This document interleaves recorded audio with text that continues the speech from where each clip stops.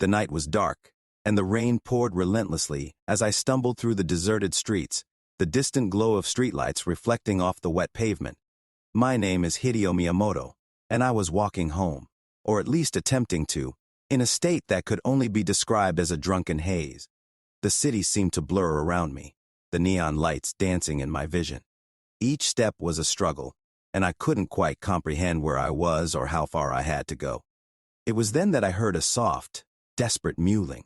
Turning my bleary eyes towards the source of the sound, I saw a small, drenched black kitten cautiously navigating the perilous path of oncoming traffic. The world seemed oblivious to its presence, and a sense of responsibility stirred within me. Without a second thought, I rushed towards the road, driven by an instinct to shield the vulnerable creature from harm. In my inebriated state, I stumbled towards the kitten, its frightened eyes meeting mine. Without much thought, I threw myself in front of the oncoming car, arms outstretched as if to shield the feline from harm. The screech of tires echoed through the rainy night, and the world seemed to slow. I felt a sudden impact. A searing pain ran through my entire body. Was this how I was going to die? My mundane office life ran through my head like a picture book. I see the black kitten now on the sidewalk with an adult black cat staring at me. My vision blurred, and consciousness waned. But in that moment, I made eye contact with the adult black cat. The air shimmered and pulsed around the feline. I heard a gentle voice in my head, "Holy feline magic, 9 lives activated." Magic. I must be hallucinating right before I die. In those fleeting seconds, a strange sense of serenity enveloped me, and the world seemed to fade away. In that inexplicable moment, my consciousness dissolved into the currents of the life stream, and I found myself transitioning between realms. The black cat's 9-life skill, a force beyond my comprehension, reached across the boundaries of life and death, guiding my soul into a new world. As I opened my eyes, the world looked different, smaller, more vivid, and utterly confusing. My limbs felt foreign, and as I tried to stand, I realized I had paws instead of hands. Panic set in as I observed my sleek, black fur-covered body. I wasn't human anymore. I was a cat. The air carried a scent I couldn't quite place, and the colors around me were vibrant, like someone had turned up the saturation on reality. I tentatively took a few steps, my movements more graceful yet awkward. The world, once familiar, had transformed into a magical landscape filled with towering trees and shimmering foliage. I let out a series of meows, attempting to communicate, only to hear the soft purrs emanating from my own throat. My once articulate human voice was replaced by the language of felines. Confusion and frustration welled up within me as I tried to make sense of this bizarre transformation. The moonlit landscape unfolded around me, casting its silvery glow on my surroundings. As I slowly explored through the forest, my curiosity tugged at my thoughts. I questioned the very nature of this existence. Were the shimmering energies and fantastical landscapes genuine, or was my perception clouded by the veil between life and death? The black cat that had saved me, did it do this?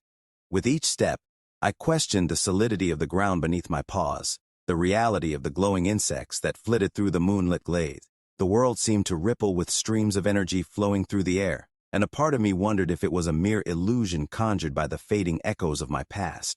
In the silence of this new world, I thought to myself, is this world real? The question lingered in the air, unanswered, as if the very essence of this new world held its secrets close. As I padded around on all fours, a strange sense of acceptance began to take root. At the end of the day, I can't change anything, so I might as well just enjoy it while it lasts. With each graceful leap and curious swish of my tail, I embraced the new reality. As I roamed through the moonlit forest, my curiosity knew no bounds. Was this a side effect from becoming a cat? As I gracefully leaped from one moss-covered stone to another, that I stumbled upon an unexpected revelation, the key to unlocking my mysterious status screen. In the midst of chasing a glowing, fluttering insect resembling a butterfly, my eyes went to the upper right-hand corner of my vision. To my amazement, a little symbol appeared. I stopped my chase and focused on it, and a holographic status screen materialized before me. Name: Hideo. Level: 1. Experience points: 0 out of 1,000. Attribute: Strength: 8. Agility. 10. Intelligence. 9. Wisdom. 7. Charisma. 11. Skills. Feline reflexes. Swift movements in and out of combat. Divine whisker sense. Detects evil and magical auras. Sub-skills. Stealth prowess. Level 1. Night vision. Level 1. Curiosity gnawed at me as I contemplated the newfound powers coursing through my feline form. The realization that I had a long journey ahead to reach the pinnacle of my potential struck me, and my tail twitched in anticipation. The interface showcased a variety of attributes and skills that I started with. As I delved deeper into the interface, my attention was drawn to the evolution tree, a branching diagram of potential advancements that would unlock as I progressed through levels. Each node represented a new class or race entirely, and the prospect of evolution beckoned like a tantalizing mystery. First, my gaze fell upon the prowess panther, an embodiment of raw strength and agility. The image of a sleek, powerful panther resonated with the primal instincts within me. It was tempting, but I felt a calling beyond mere physical prowess. Next in line was the mystic lynx, offering a natural affinity with magical energies. The prospect of channeling mystical forces sparked my curiosity, imagining the potential for arcane mastery. Yet, I sensed there was more to explore. Spectral Siamese intrigued me with illusions and ghostly manifestations. The allure of disappearing and confounding enemies was undeniable, but I sought a purpose beyond mere trickery. Then, the arcane Abyssinian beckoned with advanced magical prowess and elemental manipulation. The idea of commanding the elements resonated with the newfound magical energy coursing through me. Lunar Leopard promised heightened agility and perfect night vision in the pitch black. The image of prowling through moonlit landscapes appealed to my feline instincts, yet a deeper calling echoed within my soul. The celestial cheetah offered supernatural speed and bursts of celestial energy. Felidae hinted at forming connections with mystical creatures and fairies. Abyssal tiger enticed with mastery over dark magic and shadow manipulation. Ethereal exotic presented a unique blend of traits derived from various magical creatures. Finally, my gaze fixed upon the node feline Paladin. The image of a noble cat, embodying valor and righteousness, resonated with the core of my being. It was not just about physical prowess or white magic. It was about becoming a guardian with a sense of duty and honor. With a decisive nod, I made up my mind that I wanted to be a feline paladin. The holographic interface responded to my every touch, allowing me to explore the depths of my feline capabilities. However, a sudden shift in the air caught my attention. The once tranquil atmosphere became charged with tension. Instinctively, my ears pricked up, and my whiskers twitched with heightened awareness. The distant sound of footsteps echoed through the forest. I turned away from the status screen, my eyes narrowing in a mix of curiosity and caution. With agility born of my newfound abilities, I darted through the foliage, following the sounds of distress. As I approached the scene, the moonlit clearing revealed a hunting party surrounding a wounded goblin girl. Their intentions were clear, capturing her for reasons unknown. With a stealthy grace, I melted into the shadows, my black fur blending seamlessly with the enchanted darkness around me. I couldn't ignore the warning bells that echoed within, a primal urge to protect. My feline instincts recoiled at the injustice unfolding before me, but I don't know the context of the situation. Memories of my peaceful past life stirred within, urging me to avoid conflict and seek tranquility. Yet, the call to protect echoed louder, resonating with the sense of duty instilled deep within me. My eyes narrowed as I assessed the situation. The goblin girl, battered and bruised, stood defiantly against her aggressors. A moment of hesitation gripped me. The peaceful life I once knew clashed with the newfound responsibility I had embraced in this new world. The hunters, oblivious to my presence, pressed forward, tightening the circle around the wounded goblin girl. Her eyes, filled with a mix of fear and determination, locked onto mine, and in that fleeting connection, a silent plea passed between us. What was left of her strength was now gone, and she fell to the ground unconscious.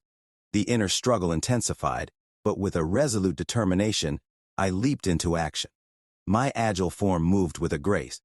The element of surprise worked in my favor as I darted between the hunters. I lunged forward, claws unsheathed, aiming for the sword-wielding hunters first. in a seamless dance. I attacked both with razor-sharp claws, leaving deep cuts into their armor. Wait a second. I didn't think my claws were that sharp. My newfound power surprised me and the hunters. The hunters exchanged uneasy glances. The two sword-wielders tightened their grip on their weapons. The archer readied an arrow, and the mage conjured arcane energies. Hey, it's just a cat. I was startled for a second there, one of the sword-wielders scoffed, attempting to dismiss the looming threat. The archer, narrowing their eyes, countered, "Don't underestimate it. There's something unnatural about this creature." As I lunged forward with a swift attack, claws extended, the hunters were momentarily taken aback. The sword-wielders parried my strikes. The archer released an arrow in haste, and the mage began to chant, "This beast is quick. Watch yourselves." The mage warned, their eyes fixed on the unpredictable movements of the black cat. The archer, missing the mark, growled in frustration, "This is no ordinary cat. What the hell is it?" As the battle intensified, the hunters exchanged hurried commands, attempting to coordinate their attack. However, the new agility bestowed upon me allowed me to outmaneuver their efforts.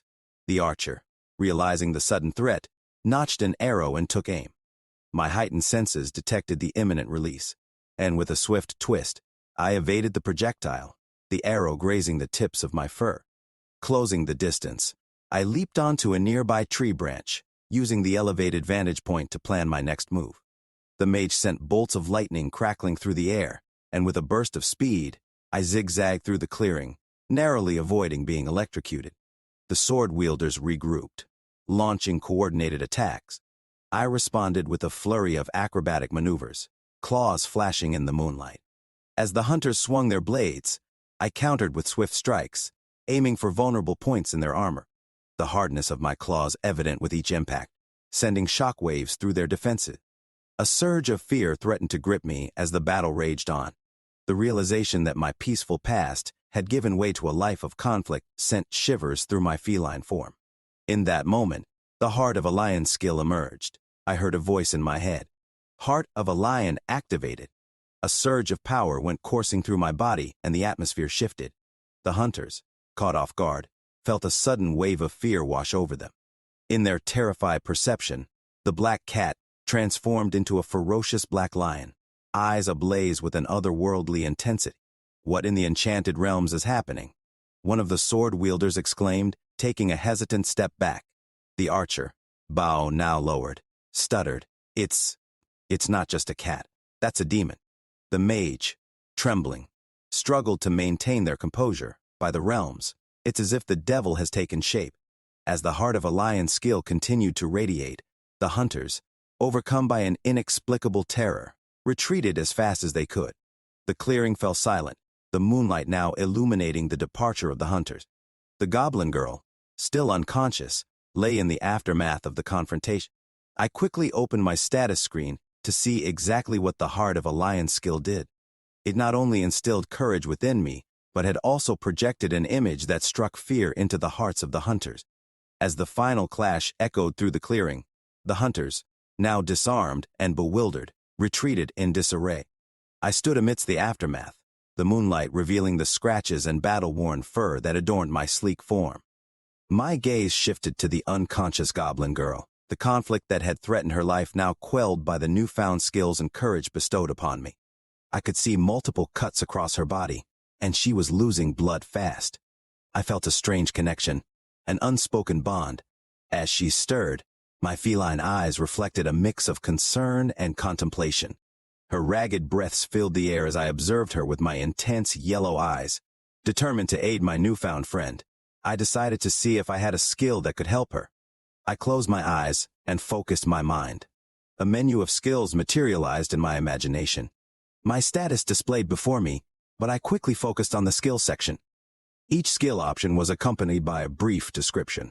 Among them, I discovered a skill called Purr of Protection, a healing ability that would create a shield of soothing vibrations. The skill was available, but I didn't currently have it. As I focused on the skill, a smaller menu popped up with a prompt to use one of my available skills to learn Purr of Protection. I only had 5 skill points, so I should be careful how I spend them. After a moment of hesitation, I decided that I couldn't go wrong with a healing skill, and that now wasn't the time to think about it. The goblin girl needed my help right away. With a determined nod, I allocated my skill point to unlock Purr of Protection. A warm sensation enveloped me, signifying the integration of the newfound skill. It reminded me of a famous American movie I loved, where they could instantly download knowledge like how to fly a helicopter. Now armed with my new ability, I returned to the girl's side, my whiskers twitching with anticipation. The goblin girl lay still other than her struggling to breathe. I didn't know exactly how my skill worked, so I just followed my gut. She was having trouble breathing, but I thought back to my old family cat we had when I was a kid. I would wake up and find her sitting on my chest, purring away. I remembered how comforting that was, so I decided to go with that tactic. As I went to curl up on her chest, I felt a little weird nuzzling into a girl's cleavage. I didn't notice before because I was only worried about helping her. I put all that in the back of my mind and invoked the Purr Protection skill, a gentle purring emanating from my body. A soft, shimmering light enveloped her as the healing magic took effect. The wounds closed and pain left her face. It felt weird purring, and I was surprised how easily it came to me. It must be part of my transformation, because I have gotten used to walking on four legs a lot quicker than I would have expected. The air hummed with tranquility as I continued my purring. The magic flowed through me. Her breathing eased and steadied. I remained curled up in her chest. I caught myself almost falling asleep. Something about this just made me feel good. Is this the same feeling my old family cat had? Now that she was out of danger from her injuries, I climbed up a tree next to her to give myself a good lookout point. Thinking back on the whole incident, I have no idea if I did the right thing. The hunters that were after the goblin could have been good people. She is a goblin, and goblins are usually the bad guys in a world like this. At least that's what my fantasy knowledge from Earth told me. I was never a person to jump to conclusions. I decided that worrying about that now wasn't going to help. I'll have to sort all of that out later. I'll keep watch and protect her until she wakes up. Not that I am already lonely, but it would be nice to have someone else around. I also wanted to know more about this new world I found myself in. Goblin girl. I groggily opened my eyes. The first rays of the morning sun piercing through the trees. The memories of the brutal attack by hunters flooded back, and I winced at the recollection of the pain. Strangely, though, as I cautiously ran my fingers over my body, I discovered that my wounds had mysteriously healed overnight. Confusion mingled with relief as I glanced at my torn clothes, still bearing the marks of the hunter's blades. My eyes wandered, searching for answers, and that's when I saw it. A black cat, perched on a branch above me. His yellow eyes met mine, and it felt like it was gazing into my soul. Fear gripped my heart. Superstitions about black cats had been ingrained in my upbringing. Black cats were believed to be omens, harbingers of both good and ill fortune. There was one village elder who told a tale of a wise black cat who helped him when he was a child.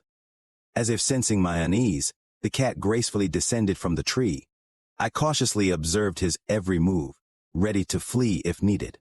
To my surprise, he approached me with a gentle grace, showing no signs of hostility. I mustered the courage to speak, though I doubted a mere cat could understand. "Hello there," I stammered, my voice barely above a whisper. Flashes of the night before quickly ran through my head. "Was it you that saved me?" I asked, not expecting an answer. To my surprise, the cat nodded his head, a silent acknowledgement of my words. Though he couldn't respond, his eyes told me that he could understand what I was saying. Black cats were very uncommon, and this was my first encounter with any kind of cat in person. The black cat just looked at me with curious eyes. After only a few moments, my fear disappeared. I don't know why, but something about this small creature made me want to open up. I was cast out from my tribe, I confessed, my voice tinged with sadness. There were too many of us, and they feared the humans would find us. Now I'm alone, with nowhere to go. I reached my hand out palm up to show it I meant no harm. The cat's gaze softened, and he nuzzled against my hand, a gesture of comfort that spoke louder than words ever could. I sat cross-legged, still marveling at the small obsidian creature before me, and mustered the courage to continue our unusual conversation. "I don't even know where I am," I admitted, my eyes scanning the unfamiliar surroundings. "Everything is so different from my homeland." The small feline blinked knowingly, as if understanding the weight of my words. His tail flicked gracefully, as he rubbed against my leg listening to my story. A moment of silence passed before I spoke again, this time with a touch of curiosity. Can you understand me, little one? It's strange talking to a cat, but you seem to get it. The feline responded by sitting down and fixing his gaze on me, a silent invitation to continue. Encouraged, I shared more of my past, recounting tales of my goblin tribe and the simple joys of a life now lost. Though the cat couldn't offer words of comfort, his presence alone became a source of solace. After a while, I couldn't help but wonder about my plans. What do I do now? I asked the black cat, half expecting an answer. Instead, he gracefully stood and nudged me in the direction of the forest. His message seemed clear to me. We would face this journey together. With a hesitant smile, I rose to my feet. I had all but given up hope after being exiled from my village. Somehow this little creature that couldn't even talk made losing my home a little more bearable. I looked down at the black cat. We're partners now, aren't we, little one? I mused, watching as he padded silently beside me. He let out a short, soft meow in acknowledgement. Well, we can't stay here. We should look for a place to set up camp. I wanted to leave this area just in case the hunters came looking for me again. We could go deeper in the forest, which would take us farther away from the humans. The problem would be the strong monsters that called that area their home. After thinking about it, we don't have a choice. If we stayed here, humans would eventually find us. As we walked, I couldn't help but express my gratitude. Thank you for being here, little one. I don't know how I would survive in this forest alone. He responded with a soft meow, his way of assuring me. My situation's still setting in on me. We'll survive this forest together, won't we? We'll find a place where we can belong. The little black cat's eyes gleamed with determination, echoing my sentiments. His tail swayed with a confident rhythm as if saying, we'll face whatever comes our way. Chapter 3. We eventually arrived at a small clearing, where the soft murmur of a stream filled the air. The goblin girl's eyes lit up with a spark of excitement, and she gestured towards the water source. It seemed like an ideal spot for a temporary haven. She turned to me with a warm smile, her face reflecting a newfound confidence. This place feels right, she declared, her gaze lingering on the stream that meandered through the clearing. We'll set up camp here. I meowed in agreement. The goblin girl wasted no time. She began arranging makeshift bedding and gathering wood for a fire. I felt kind of useless, but there wasn't much I could do to help. After setting up the wood, I heard her chant something with her eyes closed as the fire magically started. As the flames danced, casting a warm glow over our impromptu campsite, she turned to me with a worried look on her face. I just realized I haven't told you my name yet. Her cheeks are red with embarrassment. My name is Rhea Sarks, but you can call me Rhea. What should I call you, Black Cat? No, that doesn't sound right. Mr. Purr. I don't like the sound of that one either, she added, looking at me with a playful twinkle in her eye. I wasn't a fan of any of her ideas so far, but I don't know how to tell her that. I'm sorry I'm not good at this, little one, she mumbled. I meowed loudly and put one paw on her lap, trying to convey my feelings. Wait, you like little one? She asked. I meowed again in acknowledgement. Little one, it is, then she stated. Little one seemed fitting for a black cat with no voice to offer. Rhea Sarks, or Rhea as she preferred, busied herself with the camp, arranging the bedding and tending to the fire. By the time she got the camp set up, the sun had already set. She looked towards the stream, and then at her torn, blood-soaked clothes. Little one, I'll be quick. Just need to wash off the blood because it will attract monsters, she said, her words accompanied by a reassuring smile. I just now noticed she was still covered in her blood from her healed wounds. Before I could even react, she was already taking her clothes off. Was she this comfortable because I am a cat, or was this just how all goblins were? She didn't seem to take me into consideration at all, which makes sense because how would she know I am actually an adult human male stuck in a cat's body? I felt weird about the situation and decided not to take advantage of it, so I observed from a respectful distance as Rhea bathed in the stream. I wanted to give her complete privacy, but I was still unaware of my surroundings and would rather be safe than sorry. I watched as she gracefully approached the water, the moonlight tracing the contours of her figure. Embarrassment tinged my feline instincts. Though I was a mere cat now, the remnants of my past human consciousness lingered. Averting my gaze, I couldn't help but feel a sense of awkwardness, as if the boundaries between human and feline worlds blurred in this intimate moment. Rhea, seemingly unaware of my internal struggle, began to wash off the blood from her clothes in the stream. The water glistened around her, reflecting the moon's gentle glow. I couldn't help but notice all the scars covering her body. The wounds I healed didn't leave scars, so these must be from before I met her. I could only imagine the hardships she had gone through. The definition of her muscles also caught my eye. I didn't mean to stare, but her body was so unlike the women from my old world. A six-pack was an understatement. She looked like she was chiseled right out of stone, and it made me wonder if all goblin girls had bodies like this. It was hard for me to tell height in my new form, but I could tell she was on the shorter end. Her hourglass figure was perfectly silhouetted in the moonlight.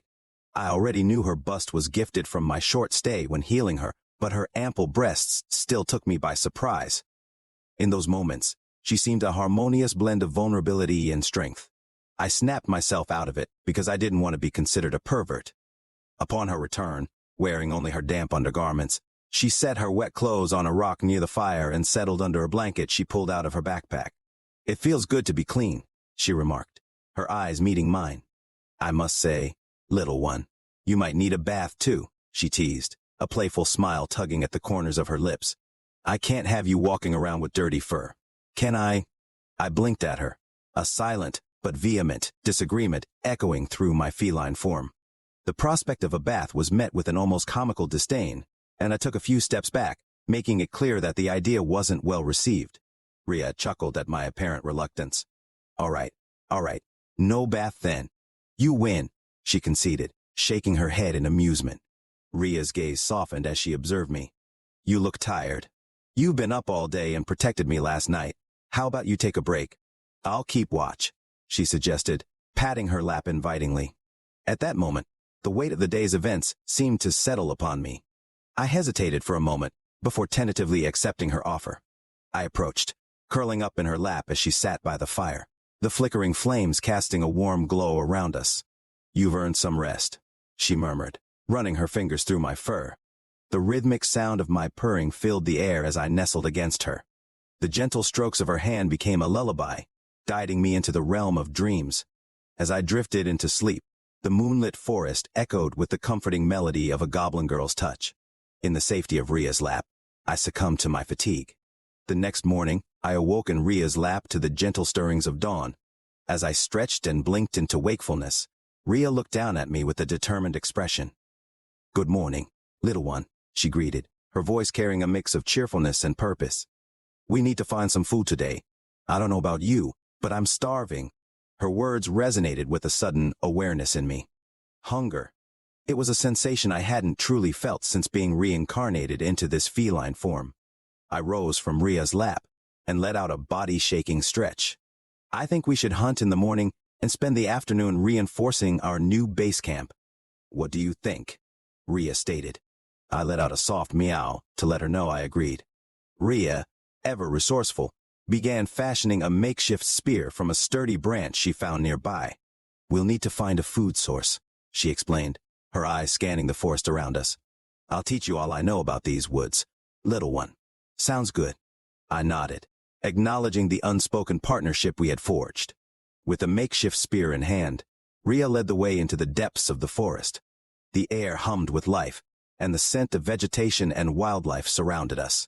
As we ventured further, Rhea shared her knowledge of the forest, pointing out edible berries and plants along the way. Her goblin knowledge proved invaluable in navigating the intricacies of nature. Meanwhile, hunger gnawed at me, a reminder of the primal need for sustenance. With a flicker of movement, Rhea halted, crouching low to the ground. She gestured for me to stay still, as she poised the makeshift spear with practiced precision. I could hear movement in the bushes around us, but couldn't make out the exact location. I think I am still getting used to my new senses. A moment later, she emerged triumphantly with a small rabbit-looking creature skewered at the end. "Looks like we've got our breakfast," she grinned, her eyes gleaming with a mix of satisfaction and pride. As Rhea proudly presented the small creature she had caught, I couldn't shake a nagging sense of uselessness that clung to me. I was so excited to help with the hunt only to do nothing. I watched as Rhea expertly prepared the catch. She stated that it was better to process the catch here, instead of at the camp because of curious predators. Returning to our camp, Rhea set about making breakfast. As she busied herself with the task at hand, I observed with a mix of curiosity and a touch of apprehension. Would the food she prepared be palatable to my altered feline taste buds? Ria glanced at me, sensing my uncertainty. I hope you like it, little one. We've got berries and nuts we picked from the forest, and a bit of meat for you. Sorry, I don't know what cats like to eat, she explained, her eyes reflecting both warmth and concern. I approached the spread cautiously, my instincts tingling with the unfamiliarity of my new taste buds. The berries and nuts were not of my old world. They looked similar to blueberries and raspberries, but were slightly different. Tentatively, I sampled a berry, crunching down on the sweet goodness. Surprisingly, the flavors were delightful, and a purr of contentment rumbled in my chest. Ria chuckled. Looks like you're enjoying it. She then handed me a piece of meat, raw at first. However, as I sniffed at the meat, my human instincts rebelled. I meowed insistently, conveying a message that she seemed to comprehend. With a knowing smile, Ria skewered the piece of rabbit onto a stick, holding it over the fire to cook. The aroma of cooking meat wafted through the air, and as our cat sizzled over the flames, my anticipation grew. When she handed me the cooked piece, I found it utterly satisfying. The warmth of the fire had transformed the raw meat into a succulent morsel that appealed to my altered senses. As I savored the meal, I realized that while I might have lost some aspects of my human self, the enjoyment of food remained a shared joy between us. Between bites, Ria began to share insights about my new world. Her eyes took on a thoughtful glint as she spoke. There are animals in this forest, like this one, and then there are monsters. They're different, little one. Monsters are creatures with magical abilities and skills, not just ordinary animals. I paused, my ears twitching with interest, as Ria continued to explain the nuances of the forest's inhabitants. She gestured towards the woods beyond our camp, her voice softening. Monsters can be dangerous, and if we encounter one, we should run and hide. The gravity of her words hung in the air, and I sensed a hint of caution in Ria's eyes. She had survived in this forest, and her knowledge became a guide for us both. I nodded, acknowledging her words and letting her know I understood. Her eyes held a mixture of caution and determination as she continued. Little one, monsters here are spawned from the dungeon in the center of the forest. These dungeons are mysterious places that emerge and remain until someone kills the dungeon boss. Monsters that come from dungeons seek only destruction. The words hung in the air, casting a somber tone. I listened intently, my feline instincts tingling with the awareness of an impending danger. Ria's expression grew more serious. They're drawn to conflict and won't stop until they've thrown everything into chaos, she explained, her voice carrying the weight of experience. I lost my parents to one of these monsters, she revealed, her voice tinged with a quiet sadness. We were separated during an attack, and I never saw them again. The revelation hung in the air, a heavy truth that underscored the gravity of their situation. I could feel the pain in Ria's words, a pain that spoke of loss. I'm sorry, Ria, I conveyed through a soft purr, understanding that her journey held scars that ran deeper than the wounds inflicted by the hunters. Ria nodded appreciatively, her face showing gratitude. I settled closer to her, my tail curling around my paws as I listen. Her voice wavers slightly, but she keeps going. After that, everything changed. The village elders were scared, terrified that another attack would come. They decided that the best way to avoid attention was to keep our numbers low, to stay hidden. She takes a deep breath, her hands clasped tightly in her lap. Without my parents, I was alone. And in their eyes, that made me expendable. They wanted to cut down on the population, to make the village as small and quiet as possible. So they decided that I should be one of the people exiled. The word hangs in the air, heavy with the weight of what it means. I feel a pang in my chest, a mix of sorrow and anger for what she's been through. They told me it was for the good of the village, that I'd be better off finding my own way in the world, Ria continues, her voice trembling slightly. But I knew the truth. They were scared, and they didn't want the burden of another mouth to feed, another life to protect. So they sent us away. I can't speak, can't comfort her with words, but I lean against her leg, hoping she understands that I'm here for her. She reaches down, her hand resting on my back, and for a moment, we sit in silence. When they exiled me, I wasn't alone. They sent a group of us away, others who had lost their families. or who the elders decided didn't belong anymore. We didn't have a choice. We had to leave, to survive on our own, but it wasn't long before the human hunters found us. They saw us as monsters to be enslaved, nothing more. We've been on the run ever since, moving from place to place, trying to stay ahead of them. It's been exhausting. Her hand trembles slightly as she strokes my fur. One by one, the others were captured. I don't even know if they're still alive. I was alone again, running for my life, not knowing if I'd ever be safe. She glances down at me, a faint smile tugging at her lips. Then I met you, little one. When those hunters had me cornered, I thought it was the end. But you saved me. You're my guardian, my protector. I meow softly, rubbing against her leg, trying to convey that I'll always be there for her. She seems to understand, her expression softening as she looks at me. Since then, it's just been the two of us. I don't know what happened to the others, but I hope they're okay, wherever they are. But even if they're not, I'm glad I have you with me. We may not be able to go back to my village or find the others, but at least we're not alone anymore. Ria's words hang in the air, filled with the weight of loss and the fragile hope she's managed to hold onto. We sit in silence for a while, the crackling of the fire the only sound, and I nuzzle against her, offering the only comfort I can. She continues, her voice stronger now. But I'm not angry at them. Not really. I understand why they did it. They were just trying to survive. We all are, in our own way. She looks down at me, her eyes softening as she scratches behind my ears. But I have you now. And even though you're, well, a cat, she smiles faintly, you've become my family. I purr softly in response, rubbing my head against her hand. She's right. We're in this together now, and no matter what challenges lie ahead, we'll face them side by side. I decide then and there that I will never abandon her. Monsters from dungeons don't discriminate. We'll face them together if necessary, but we'll also be smart about it. Ria takes a deep breath, her eyes scanning the dense canopy above us. We're in the towering forest now, she says, her voice quieter as she takes in our surroundings. It's called that because of how the trees grow. The closer you get to the center, the bigger they become. It's like they're trying to reach the sky, each one taller than the last. She gestures around us, pointing to the massive trunks that surround our little camp. Out here on the edge, they're already huge, but deeper in, they're even more enormous. Some say the trees in the very center are ancient, older than anything else in this world. Maybe that's why it feels different here, like the forest itself is watching us. I glance around, feeling the weight of her words. The forest does have a certain presence, something almost alive in the way the leaves rustle and the shadows dance. It's both comforting and eerie, a place that feels safe and dangerous all at once. Ria's hand rests on my back, her fingers idly tracing patterns in my fur.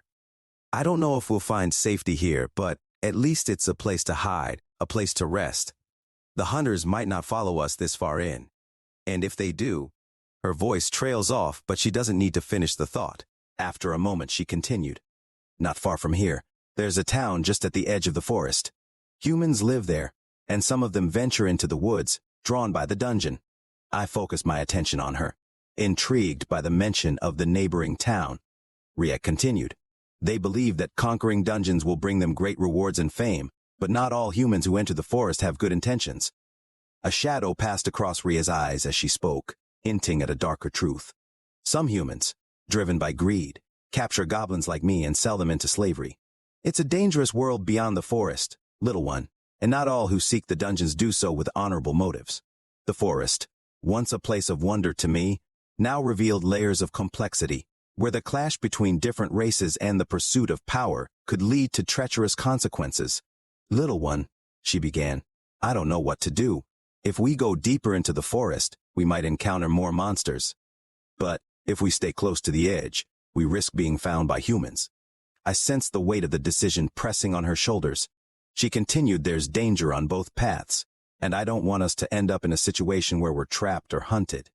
We'll need to be cautious and trust our instincts. Together, we'll find a way to survive. A frustrating realization settled over me. The desire to comfort her, to offer words of reassurance, burned within me, yet the limitations of my transformed state held me captive in silence. Frustration clawed at the edges of my consciousness. I yearned to convey my understanding, to let her know that I'll help carry the weight of our shared journey. However, no words escaped my throat, only a soft purr that seemed inadequate in the face of her unspoken burdens. I wanted to be more than just a silent observer. I longed to be a comforting presence, a companion who could support her in our coming journey. We spent the rest of the day setting up traps and makeshift alarm systems. If anything approached our newfound home, we would be alerted. We also gathered more berries and nuts, but didn't come across any more animals. After a long day, we gathered again around the fire. I glance up at Rhea, taking in her appearance as she sits by the fire. Her leather armor catches the firelight, the dark material molded to fit her form perfectly. It's practical, designed for movement and protection, but there's something almost regal about it too. It reminds me of the armor worn by Amazonian warriors, strong, fierce, and built for battle. The straps and plates cover her vital areas, yet allow her the freedom to move quickly and strike fast when needed. Her green skin contrasts sharply with the deep brown of the armor. As I look at Rhea, my gaze lingers on the details that make her so unique. Her eyes are the first thing that stand out, bright green irises with yellow sclera, and slit pupils that give her an almost feline appearance. They're sharp and seem to glow in the dim light of the forest. Freckles dust her face, adding a touch of softness to her otherwise fierce appearance. Her dark green hair is pulled back into a ponytail, keeping it out of the way, but allowing a few strands to escape and frame her face. The contrast between her hair and her skin is striking, the dark green against her lighter green complexion. Her armor leaves parts of her muscular thighs and arms exposed, revealing the strength she's built up over time. Her thighs are powerful, her arms toned. Despite her tough exterior, there's something undeniably graceful about the way she carries herself, feminine yet formidable. She also wears a large cloak that drapes over her armor, its hood usually pulled up to shadow her face. The cloak adds an air of mystery to her, its fabric heavy enough to offer protection against the elements but light enough not to hinder her movements. She wears Kalage sandals, their leather straps wrapping around her muscular calves, giving her the grip and flexibility she needs to navigate the forest terrain. The combination of her cloak, armor, and sandals makes her look every bit the warrior she is. My thoughts drift back to my previous life as a firefighter. I remember the women I worked with, strong, determined, and every bit as capable as the men. They were toned, their muscles honed by the physical demands of the job. Watching them in action, seeing their strength and resilience, left a lasting impression on me. I admired their dedication and the way they handled themselves under pressure. Their strength was more than just physical, it was a reflection of their spirit and resolve. That respect for strong women has stayed with me, and seeing Rhea now, I find that same admiration in her. Her powerful build and fierce demeanor remind me of those firefighters from my past life. There's a certain grace in her strength, a balance of power and elegance that makes me appreciate her even more. It's a reminder that no matter the form or the world, strength and courage are qualities that resonate deeply with me. You should get some sleep. I'll take the first watch, she suggested gently. I blinked up at her, acknowledging the wisdom in her words. The day had been filled with discoveries and challenges, and the need for rest pressed upon my feline form. I went closer to the fire and started patting the bedding Rhea made for me in preparation. Rhea continued, her voice soft but resolute. I'll wake you when it's your turn to keep watch. We need to be careful since it's only the two of us. I mewed in understanding, then curled up, finding a comfortable position for a catnap, my eyes fixed on the flickering flames. With a final, reassuring glance, Rhea prepared herself for the watch, settling into a position where she could keep an eye on our surroundings. As I drifted into sleep, the echoes of the crackling fire filled the night air. It felt like only moments later Rhea was waking me for my turn. Even though it felt short, I was fully rejuvenated. Was this some kind of catnap skill, I wondered? With Rhea resting peacefully, I seized the opportunity to re-inspect my stats and skills. The menu materialized in front of me. I carefully read each skill one by one until my gaze settled on a skill that might prove invaluable in the days to come. Scan. The description read, an indirect magic spell that reveals information about the target, including stats, skills, and weaknesses. A sense of determination surged within me as I quickly allocated my skill points to acquire this newfound ability. The night once shrouded in mystery, now revealed its secrets to me. I could now discern the enemy's stats, from their HP and MP to their elemental affinities. Additionally, the skill provided names, races, and other basic stats, offering a tactical advantage in the face of potential dangers. I want to test my new skill, so I looked over the Rhea. I hesitated for a moment due to the feeling of breaching her privacy. My curiosity won in the end, and I activated Scan. The forest seemed to hold its breath, as if acknowledging the significance of the moment. Name: Rheasarx. Race: Goblin. Class: Ranger. Age: 18. Core stats: Strength: 10. Vitality: 14. Dexterity: 19. Agility: 17. Magic: 7. Intelligence: 15. Spirit: 13. Skills: Woodsman. Proficient in wilderness survival, tracking, and archery. Stealth. Capable of moving silently and undetected. Nature affinity. An innate connection with the natural world. As I kept watch over the moonlit forest, I dove deeper into her status and my own. The night carried on, the magical hum of the forest weaving through the air. In the quiet moments of vigilance, I realized that each skill acquired, and each decision made, was a testament to the evolving nature of my existence in this new world.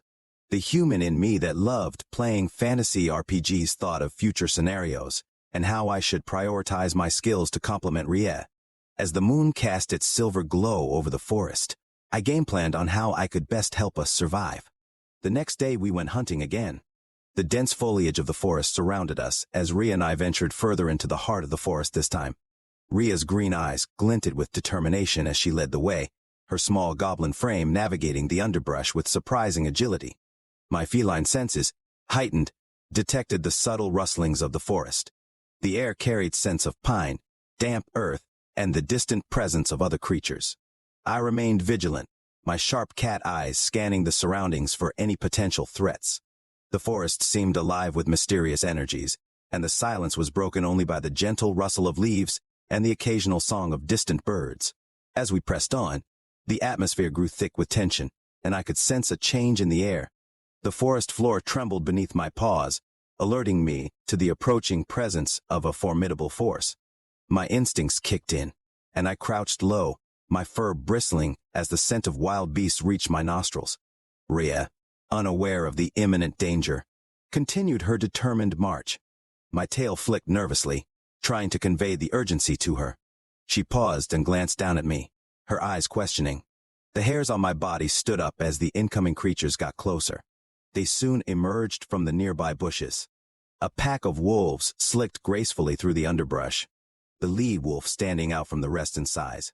Sunlight filtered through the leaves, revealing their glinting eyes and sharp, white fangs. The pack encircled us, a low growl rumbling through the air. Rhea's grip tightened on the hilt of the makeshift spear, her eyes widening with realization. I moved closer to her side, my body tensed and ready to spring into action. The wolves, sensing the strength of our resolve, hesitated, their primal instincts warring with the caution that our presence invoked. In the tense silence that followed, Rhea and I stood as one, two unlikely allies facing the wild together. The forest held its breath, and I, the black cat, prepared to defend my newfound friend. The tension in the air snapped like a taut bowstring as the lead wolf lunged forward, its jaws agape, aiming for Rhea's throat. Reacting swiftly, she swung the back of her spear around in a low arc, finding its mark as it clashed against the wolf's snarling maw. The wolf greatly outsized Rhea, so its claws were able to reach her leaving cuts. The impact from her spear forced the wolf back, but the pack was relentless.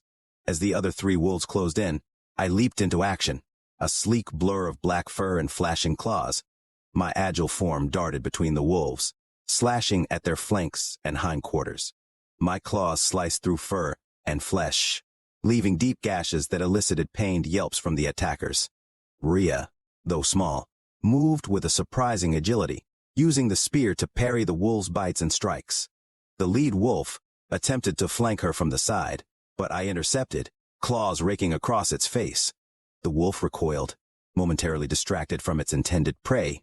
In the chaos of battle, Rhea and I developed an unspoken rhythm. She thrust the spear with precision, aiming for vulnerable spots, while I darted in and out, striking with calculated ferocity. Despite the odds, the wolves fought as a coordinated unit, their instincts pushing them to exploit any opening. My agility was far better than the wolves, but it was hard for me to deal a fatal blow. The lead wolf, undeterred by its injuries, made another aggressive move towards Rhea. Sensing the imminent danger, I pounced, sinking my claws into the wolf's hind legs. The wolf howled in pain, but its distraction allowed Rhea to drive the spear deep into its side. The wolf collapsed, defeated, as a triumphant growl rumbled from my feline throat. Yet, the battle was far from over. The 3 remaining wolves circled us, their eyes gleaming with a mix of hunger and desperation. They lunged simultaneously, testing our defenses. Rhea skillfully parried one with her spear, but the other 2 pressed on, their attacks coordinated with a deadly precision. I leaped onto the back of one wolf, claws digging into its fur as I clung to its shoulders. The weight of my presence disrupted its balance, and it stumbled into its packmate. Seizing the opportunity, Rhea drove the spear into the exposed flank of the disoriented wolf, incapacitating it. The final wolf, enraged and outnumbered, hesitated for a moment before retreating into the depths of the forest. Rhea, panting but alive, locked eyes with me, a silent acknowledgement passing between us. In the heart of the mystical forest, a goblin girl and a black cat stood united. As the echoes of our recent skirmish reverberated through the forest, a distant howl pierced the air, summoning reinforcements. The underbrush rustled, and more shadowy forms emerged from the bushes. Their eyes glowed with an eerie hunger, and the scent of their approach lingered on the cool breeze.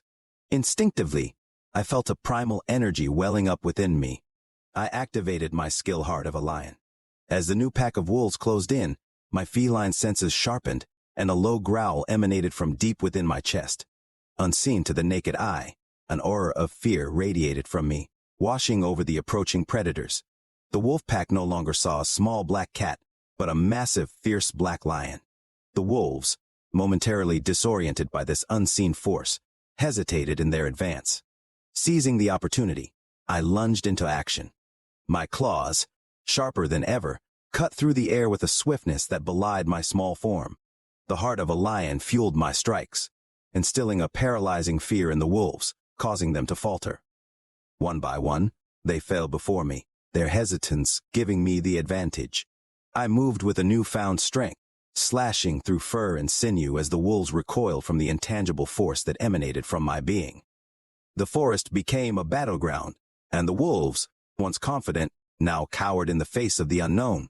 Rhea stood and watched in shock. One wolf overcame its fear and lunged at me, its teeth bared and eyes filled with rage. Without thinking, I sank my razor-sharp claws into its throat. The wolf fell to the forest floor, blood leaking from its throat. In a moment of heightened awareness, I realized the extent of my own power. My jaws clamped down on the throat of another wolf, the pressure surprising even me. The creature's struggles weakened, and it joined its fallen brethren on the cold forest ground. The rest of the battle went by in flashes. As the last echoes of the distant howls faded away, I stood amidst the defeated pack, my fur covered in blood. Most of it was the wolves, but some of my own. Rhea, witnessing the spectacle, looked at me with a mix of awe and gratitude. It seemed the mystical forces of this world had bestowed upon me abilities beyond my feline nature, and in that moment, I, the small black cat, became an unexpected force to be reckoned with in the heart of this forest. Rhea approached me cautiously, her gaze reflecting a newfound respect. She saw beyond the small, furry exterior, recognizing the potent force that lay within. You're not just a cat. I knew you were special, but that was," Rhea murmured, her voice a mixture of reverence and awe. She extended a tentative hand towards me, and I nuzzled against her palm. As Rhea and I emerged victorious from the wolf encounter, the scent of triumph lingered in the air, but the practicalities of survival demanded attention. The defeated wolves lay scattered on the forest floor, their once menacing presence reduced to lifeless forms. Rhea, her goblin instincts guiding her, saw an opportunity in the fallen pack. Wolves, despite their ferocity, provided valuable resources. She set to work, efficiently processing the wolves into manageable portions of meat and fur. Rhea, addressing me affectionately, said, "Well, little one, Looks like we won't go hungry tonight. And these fur pelts might come in handy too. Unable to speak in the conventional sense, responded with a dignified meow, acknowledging her words. After securing the necessary resources, Rhea decided it was time to head back to camp. By the time we got back, the sun was setting, so Rhea quickly got a fire going. Our small fire crackled to life, its warmth chasing away the chill of the air. Rhea arranged the wolf meat on skewers, allowing it to roast over the flames. As she settled by the fire, nursing a few cuts from the earlier battle, I approached with a curious gaze. Rhea patted the ground beside her, inviting me to join. I gracefully hopped over next to her, and Rhea, feeling a sense of camaraderie, ran her fingers through my black fur. With a gentle sigh, Rhea winced as she felt the sting of her wounds. I sensed her discomfort, curled up on her lap. Then, to her surprise, a soft purring emanated from my body, vibrating through her like a gentle massage. It was a melody of healing, my skill purr protection. As the vibrations of the purr intensified, Rhea felt the wounds on her arms and legs slowly knitting themselves back together. It was a magical and soothing sensation, and she couldn't help but marvel at the mysterious power. "Little one," she whispered, her voice a mixture of awe and gratitude, "is this how you saved me from the hunters?" I, still purring, met her gaze with a knowing look, my eyes reflecting the acknowledgement of her question. The purr spoke volumes, a silent affirmation that the mysterious healing power had indeed played a crucial role in our past encounters. Rhea stroked my fur, a newfound understanding settling in her. The purr of protection worked its magic, and Rhea's cuts were soon nothing more than fading memories. I, however, showed signs of exhaustion. The magic required for such healing took a toll on me. As the healing magic fades, I look down at my fur and see the blood still clinging to it.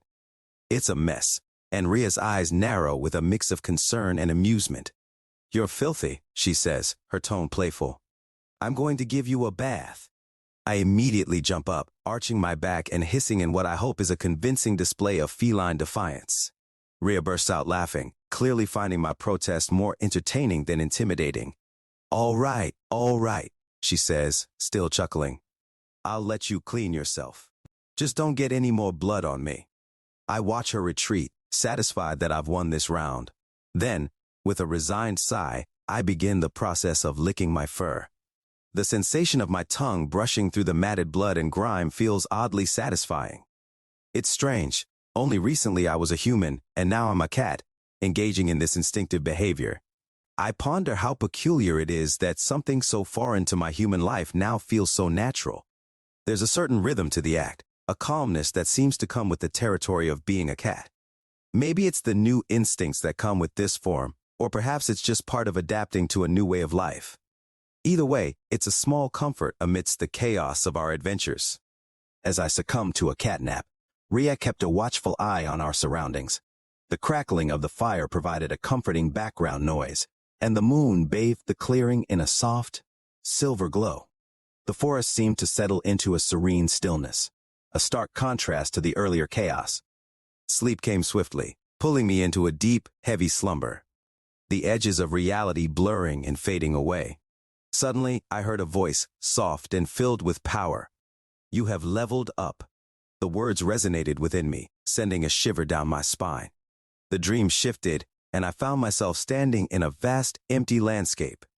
The sky was a swirling mass of colors, and the ground beneath my paws felt solid. Before me stood a colossal feline, its fur shimmering with a slight glow. Its eyes gazed into mine with an intensity that left me breathless. The air around us crackled with raw energy, and I felt an overwhelming sense of awe and reverence. The colossal feline lowered its head, and as it did, a surge of energy enveloped me. I felt my body grow lighter, my senses sharper. The power flowed through me, filling every fiber of my being with a power I had never known. "You have leveled up," the voice repeated, and the dream began to fade, the celestial landscape dissolving into darkness. I woke up still confused about what was going on. It was still night, and Rhea slept next to me, the remnants of the dream lingering in my mind.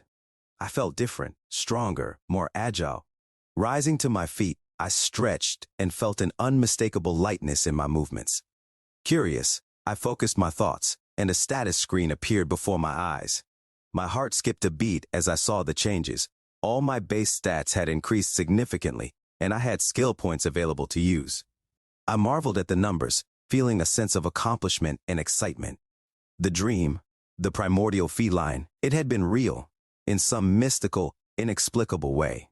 I had received a fragment of its power, and it had manifested in my increased abilities. I looked at the skill points, pondering how best to allocate them. The idea of spending them without studying my options made me hold off on spending them for now. My muscles felt stronger, my movements quicker, and my mind sharper. The increase in endurance gave me a sense of resilience, a sturdiness that would be crucial in any future battles. The dream had given me more than just power. It had given me a glimpse of the vast forces at play in this world. What was that primordial cat? What does it mean to level up? Questions ran through my mind, but I decided I should think about that another time. As I settled back down beside Rhea, I decided to hold on to my skill points and really think about what I wanted to use them on. The next morning, the forest was calm as we ventured deeper into its heart, the sun casting dappled shadows on the ground. Rhea walked with her spear in hand, alert and ready for anything. I padded along silently, my ears perked and my senses sharp. We came across something that made my fur stand on end. "Little one," Rhea called softly, her voice tinged with concern. She had stopped a few paces ahead, her eyes fixed on the ground.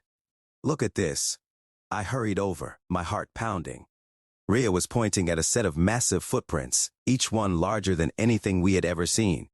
The tracks were deep, the earth compressed under the weight of whatever had made them. "Those are huge," Rhea said, her voice barely above a whisper.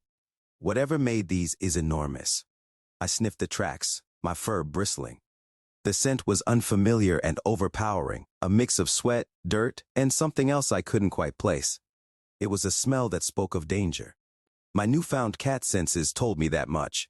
"We should be careful," Rhea said, her voice low and tense.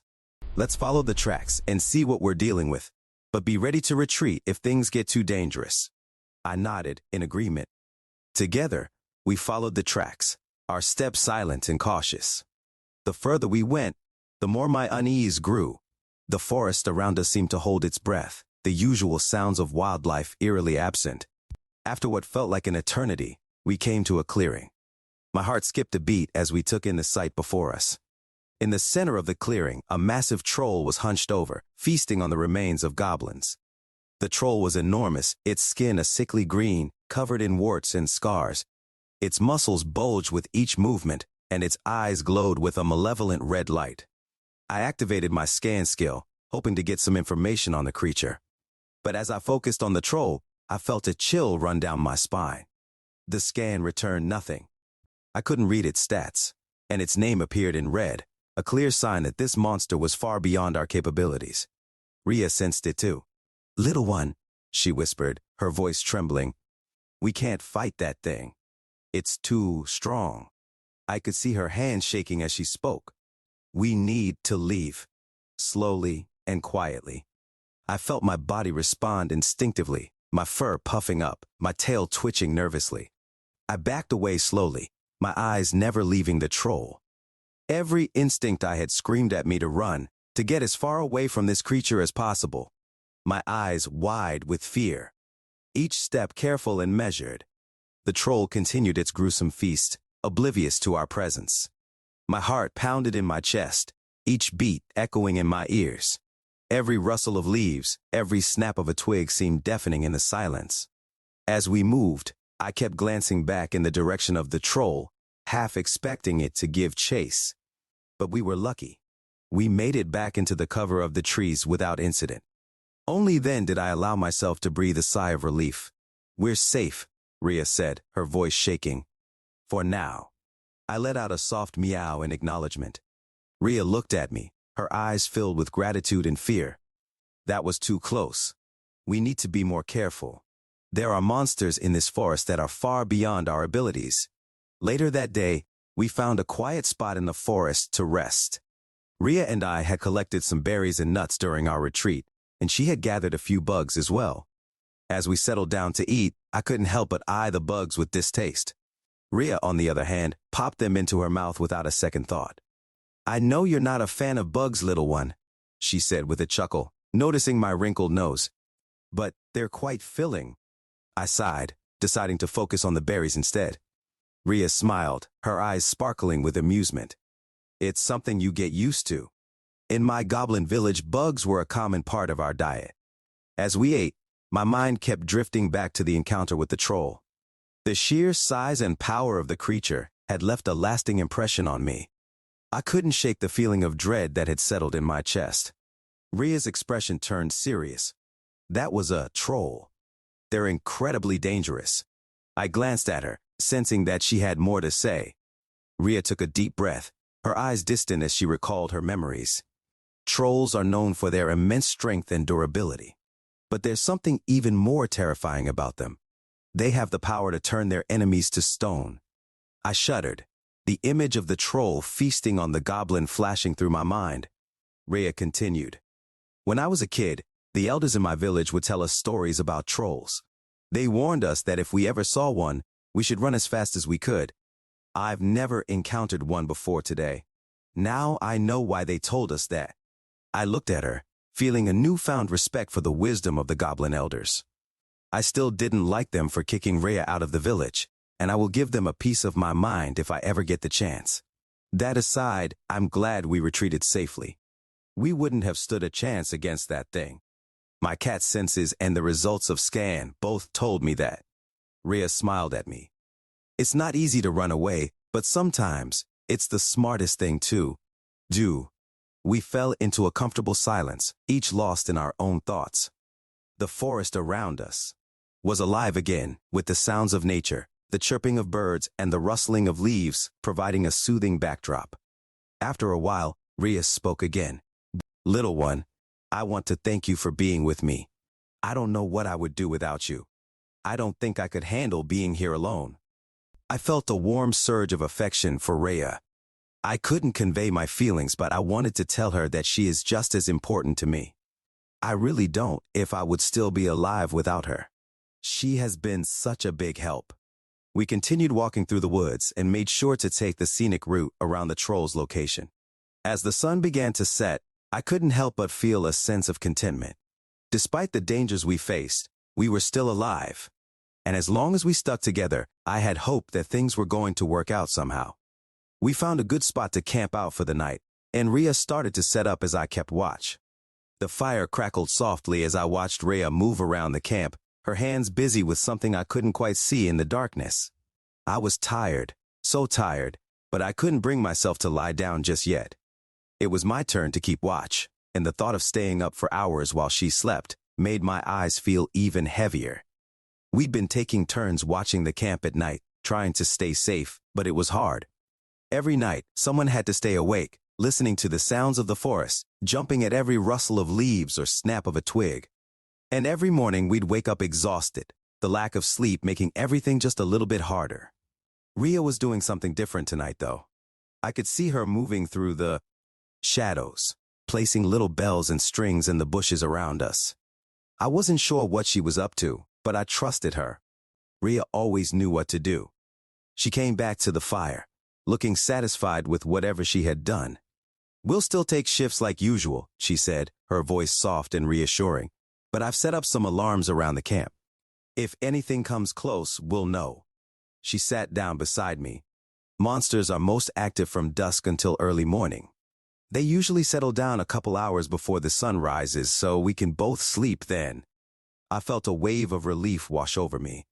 The idea of having something else to rely on, something that would warn us if there was danger, made the night seem less daunting. As she started to drift off to sleep, I found myself lying down up on a tree branch, even though it wasn't time for me to sleep yet. I knew I should stay awake, but just for a moment, I let myself relax, listening to the quiet sounds of the forest and the gentle breathing of my companion. The stars were bright above us, and the night air was cool, almost comforting. I knew that Rhea's alarms were in place, ready to alert us if anything happened. It made me feel safer, like we weren't just relying on tired eyes and jumpy nerves to keep us safe. I got comfortable but knew that I wasn't going to be able to sleep just yet. My mind was still focused on the troll. I wondered how much stronger I would need to be to defeat it. I thought about losing Rhea, the only friend I had in this new world, and knew I would need to get stronger to protect her. Turning away from Ria's slumbering form, I cast my gaze towards the heavens, where the stars twinkled like distant beacons of hope. I opened my status screen and began my nightly inspection. The status screen contained so much information that it would take me a while to fully understand. It reminded me of one of my favorite fantasy role-playing games back in my previous life.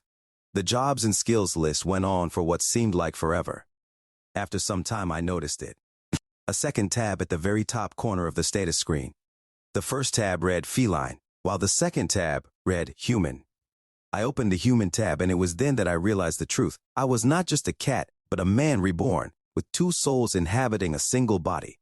The implications of this revelation were staggering. While the feline trees was focused on my new cat body, the human tab focused on my previous human life. That was the idea I got from looking it over. Powers like telepathy and item box were available once I leveled up and unlocked my human skill tree. And so, as Ria slept soundly beside me, oblivious to the mysteries unfolding within my mind, I was both, and more, a fusion of two souls, bound together by whatever brought me to this world.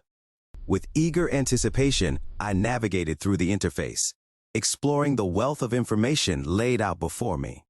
My human-related skills stood out prominently, a reminder of the life I had lived before my rebirth, a life that now felt like a distant memory, tinged with both nostalgia and regret. As I perused the list of skills, memories of my past life flooded back to me, the years spent honing my craft as a firefighter, the camaraderie of my comrades in arms, the thrill of facing danger head-on in the pursuit of protecting others. Each skill represented a piece of that life, a fragment of my identity that now lay dormant within me, waiting to be awakened once more. But as I studied the list, a sense of indecision gnawed at the edges of my mind. Which skills should I choose to develop? Which aspects of my human self should I prioritize? The possibilities seemed endless, and yet the choice felt weighty, burdened by the uncertainty of the path ahead. And then, like a whisper in the wind, another thought crept into my mind, a question that had been lurking in the depths of my consciousness since the moment of my rebirth. Did I truly want to return to being a human, or was there something to be gained from embracing my new form as a black cat? The answer eluded me like a shadow dancing on the edge of my perception. On the one hand, there was the allure of reclaiming my humanity, the familiarity of the life I had once known, the bonds of family and friendship that had shaped me into the person I had become. But on the other hand, there was the promise of something new, something different, the freedom to explore the world through the eyes of a creature of the forest, unburdened by the constraints of human existence. Also, I seemed quite strong in my new form. Would I lose all of my cat-related powers if I found a way to be a human again? I know I am counting my chickens before they hatch, but I couldn't help myself but wonder. With a heavy heart, I tore my gaze away from the status screen, letting the warmth of the forest envelop me like a comforting embrace. In that moment of introspection, I knew that the decision lay not in the realm of logic or reason, but in the depths of my soul, the place where my humanity and my feline spirit converged in balance. The next day, we continued our journey through the unknown woods. Our footsteps echoed softly in the quietude of the forest as we traversed the winding path, the verdant foliage enveloping us in a canopy of green. Suddenly, a disturbance in the air caught our attention, a flurry of wings and the hiss of a serpent. Ria and I exchanged a glance, our instincts urging us to investigate the source of the commotion. We moved swiftly through the underbrush, following our ears.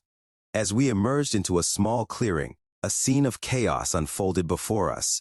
A giant fire snake, its massive form wreathed in flickering flames, menacingly approaching a crow chick huddled in a nest. The snake looked to be around 40 feet long, or twice the size of an adult female anaconda in my old world. Of course, this could be inaccurate due to my size calculations being off from my new size. Beside the serpent lay a lifeless adult crow, its body twisted and broken, a testament to the snake's deadly power.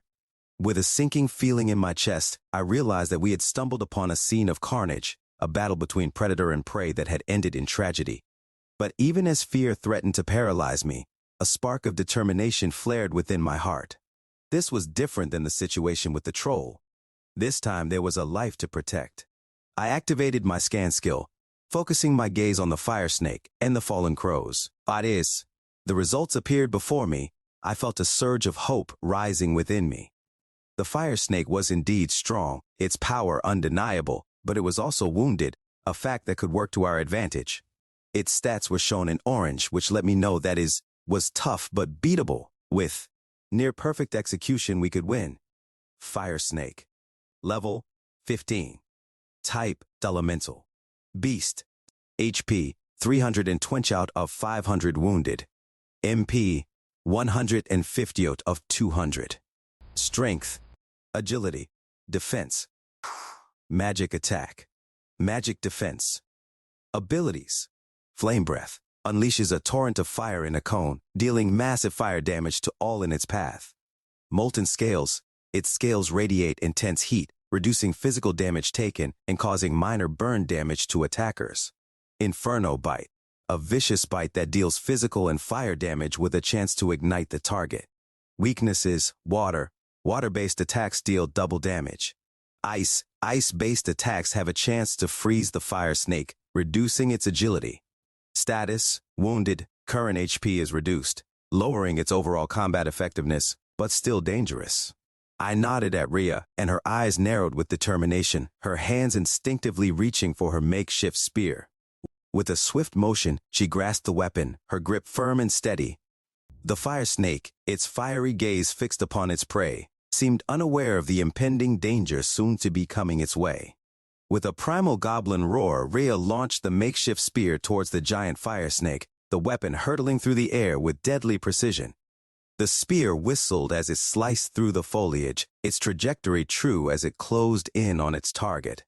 The fire snake, sensing the impending threat now, recoiled with a deafening hiss, its flames flaring in a desperate attempt to ward off the oncoming attack. But it was too late. The makeshift spear struck true, piercing through the serpent's fiery scales with a satisfying thud. A triumphant cry escaped Rhea's lips as she watched the spear embed itself in the fire snake's side, eliciting a pained hiss from the wounded creature. The crow chick let out a grateful chirp, its tiny form trembling with relief. But the battle was far from over. The fire snake, wounded but still formidable, turned its fiery gaze towards us, its eyes burning with rage. Rhea and I prepared to face the flame snake in a battle to the death. We moved in unison, our movements fluid and coordinated as we launched into action. Rhea, her spear still embedded in the fire snake's side, moved with agility guided by her goblin instincts. With a swift motion, she pulled another makeshift weapon off her back, a short sharpened branch, as we entered the field. I moved with a grace born of my new feline instinct, my claws digging into the ground to increase my traction and speed. I circled around the fire snake, my eyes fixed upon its fiery form as I sought out its weaknesses. The giant fire snake unleashed a wave of flames from its mouth, its fiery breath scorching the air and ground around us. But we were undeterred. We pressed forward, our resolve unyielding as we closed in on the wounded serpent. With a fierce cry, Rhea launched herself at the fire snake, her makeshift weapon slashing through the air with deadly precision. The serpent recoiled, its flaming form writhing in pain as the sharpened branch struck true, leaving a trail of scorched scales. The sharpened branch is not strong enough to inflict significant damage. The snake's molten scales also burned the weapon, dulling it. Rhea also received mild burns to her skin and clothing. I seized the opportunity, my claws flashing as I lunged at the fire snake's exposed flank. The heat rolling off its molten scales is intense, but I push forward, leaping at it with all the force my small body can muster. My claws make contact, digging into the hot, slick surface. I brace myself for the searing pain I expect, but nothing. I blink in surprise, my mind racing. The heat is there, but it doesn't burn. It feels like a warm breeze against my fur, nothing more. And then it hits me. This is my fire resistance. A memory of one of my late-night skill inspections comes back to me. As I was looking through my human skill tree, I noticed that I already had a resistance to fire. This must be from my previous life as a firefighter, a skill carried over into this one. A surge of confidence rushes through me. We can do this. We can fight this thing. The fire snake hissed in agony, its flames flickering. As the battle raged on, the fire snake's fury seemed to intensify, its flames burning ever brighter as it fought to defend itself against our onslaught. But with every strike, I could sense its strength waning, its movements growing sluggish and labored. As Ria and I continued to engage the serpent in battle, a strange sensation washed over me, a sense of familiarity, as if I were moving in harmony with Ria's thoughts and intentions. With each strike and counterattack, it was as if we were sharing a silent connection, a bond that transcended words and actions. In the midst of battle, it was then that I realized Ria seemed to know exactly what I was thinking during battle, her movements mirroring my own with uncanny precision. With each strike and counterattack, we worked in tandem, our movements fluid and coordinated, as if we had been training together for years. Moments later, I sensed an opportunity, a momentary distraction in the serpent's defenses, a chance to deliver the finishing blow. The serpent now regarded me as the biggest threat. I launched myself towards the serpent, my agile form weaving through the inferno with ease. As I drew the serpent's attention towards me, feinting an attack, Ria seized the moment, her short spear gleaming in the sunlight as she prepared to strike the final blow. With a deep guttural roar, she threw herself towards the serpent's eye, her movements purposeful as she aimed for her target with deadly precision. With a final, decisive thrust, Ria delivered the finishing blow, her spear piercing through the serpent's fiery gaze and deep into its head. The serpent let out a deafening roar of pain, its flames flickering weakly as it reeled from the force of the attack. With a triumphant cry, Ria and I watched as the giant flame snake collapsed to the forest floor. As the echoes of battle faded away, a solemn hush settled over the clearing, the remnants of our fierce clash with the snakes scattered across the scorched earth. Ria and I stood amidst the aftermath of the battle, our chests heaving with exertion but our spirits buoyed by the knowledge that we had emerged triumphant. The giant flame snake lay motionless at our feet. With a sense of reverence, Ria and I approached the fallen serpent, our footsteps soft against the scorched earth as we surveyed the remnants. The serpent's fiery gaze had dimmed, its flames flickering weakly as it struggled to maintain its form amidst the fading embers of its strength. With a final rasping breath, the giant flame snake let out a deafening hiss, its fiery essence dissipating into the ether as it succumbed to the inevitability of its demise. As the last remnants of the serpent's fiery form faded away, a solemn silence descended upon the clearing, broken only by the crackling of dying embers and the soft chirping of the crow chick nestled in its nest. But amidst the ashes of the fallen serpent, something caught our eye, a shimmering beacon amidst the charred remains of our foe. With a sense of curiosity, Ria and I approached the source of the light, our hearts quickening with anticipation as we beheld the treasures that lay hidden within the serpent's demise. At the center of the clearing, amidst the smoldering embers and ash, lay 3 items, a single fang, a large crystal, and a bundle of scales, each gleaming with an otherworldly light that defied explanation. The fang, sharp and pristine despite the destruction that surrounded it, seemed to pulse with a faint magical energy, a reminder of the formidable power that the giant flame snake had wielded in battle. Ria reached out and gently lifted the fang from its resting place, her touch careful as she examined the intricate patterns etched into its surface. With a sense of curiosity, I activated my skill, appraisal, focusing my gaze upon the treasures before us in search of insight into their nature and potential. A screen popped up before me with a brief description. The fang's description read, Giant Flame Snake Fang. Magic spell enchantment, Fireball. After a second, I thought that this fang would make for a formidable weapon for Rhea. Obviously, we had greater issues to deal with, but my old human fantasy RPG-loving self couldn't resist fantasizing. Beside the fang lay a large crystal, its surface shimmering with a kaleidoscope of colors that danced in the dappled sunlight. With a sense of anticipation, I activated appraisal. The crystal was a skill crystal, a rare and powerful artifact imbued with the essence of magic itself.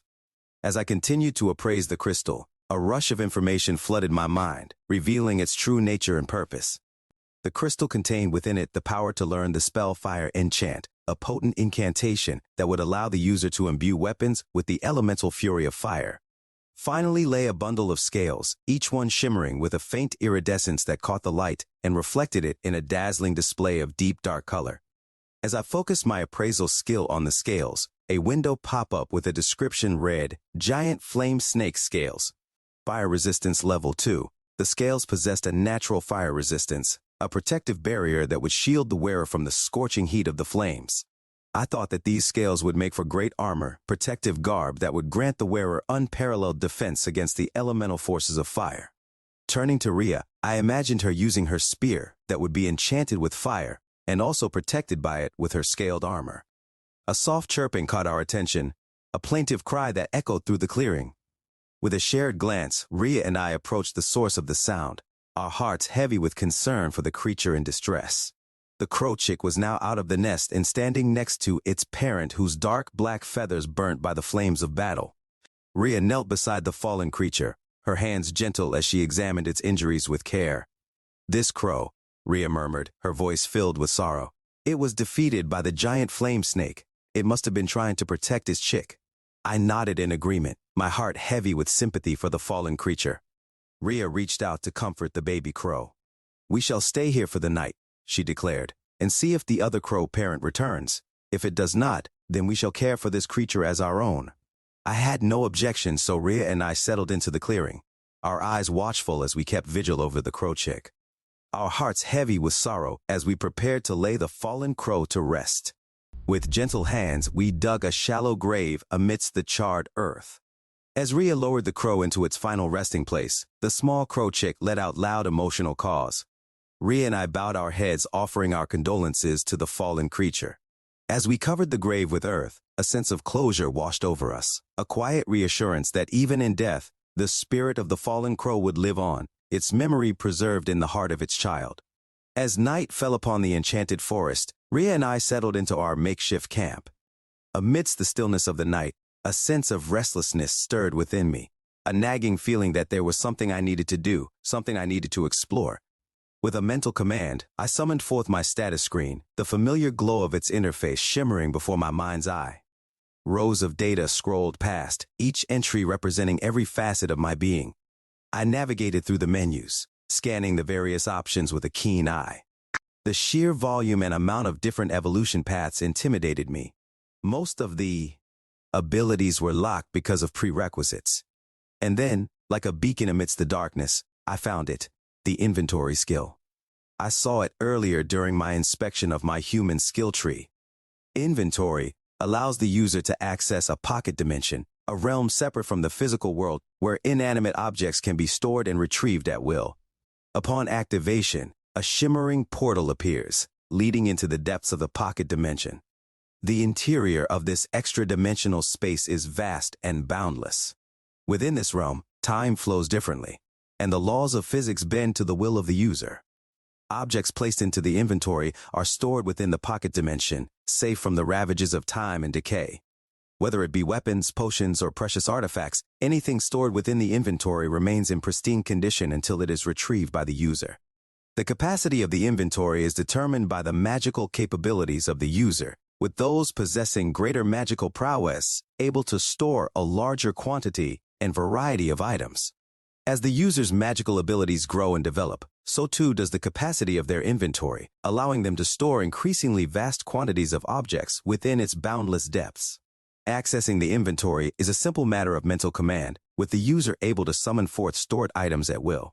With a mere thought, the user can retrieve any object stored within the pocket dimension, bringing it forth into the physical world with a flash of light and a shimmer of magic. The one setback of the skill was that living beings could not be placed in inventory. Overall, the inventory skill is a versatile and invaluable tool, offering its wielder unparalleled convenience and utility in their adventures. Whether used for storing essential supplies, safeguarding valuable treasures, or simply reducing the burden of carrying cumbersome items, the inventory skill is a boon to any adventurer. I knew I was going to get it, but we had no need for it before. And then, with a triumphant flourish, I activated the skill, feeling the fabric of reality warp and bend around me as a pocket dimension opened up before my eyes. I reached out and touched the threshold of the pocket dimension, feeling the pulsing energy of its depths. I placed the skill crystal into the pocket dimension. I felt a surge of satisfaction wash over me, a sense of accomplishment that filled me with pride. With the inventory skill at my disposal, I knew that I had unlocked a powerful skill. Rhea looked at me with amazement. "Little one, you can use inventory?" She looked absolutely stunned. I activate my inventory skill, whisking the drops into a safe pocket dimension. "Little one, you never stop surprising me." Rhea exclaims, her eyes wide with amazement. The inventory skill is so rare, I have never seen it used with my own eyes before. I can't help but feel a bit of pride swell up in my chest. But being a cat and all, I don't have a way to tell her that this is just one of many tricks I have up my sleeve. Instead, I let out a soft meow and rub against her leg, hoping she understands. She smiles down at me, and I can tell she does. The next morning came, and we cleaned up our temporary campsite. Rhea did most of the work. I just watched basically. I am so glad that I found Rhea and she decided to travel with me. The sound of soft chirps emanating from the baby crow. But as I reached out to comfort it, I noticed a wary gleam in its eyes, a flicker of fear that sent a pang of sadness coursing through me.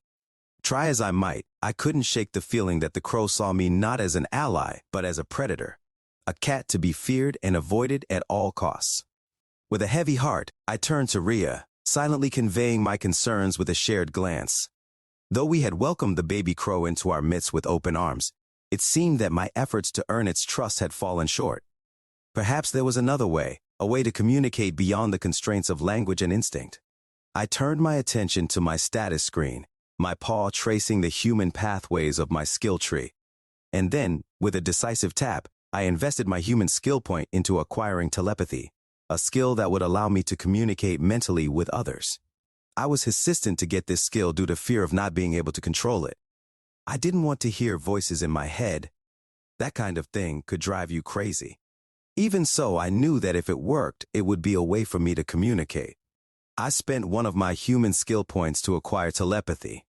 I knew I was eventually going to get the skill, and right now seemed like the perfect time. With a deep breath, I focused my thoughts on the baby crow, reaching out with my mind in search of a connection. And then, like a bolt of lightning, it came, a surge of telepathic energy that enveloped me in its embrace, linking our minds in a shared space of thought and emotion.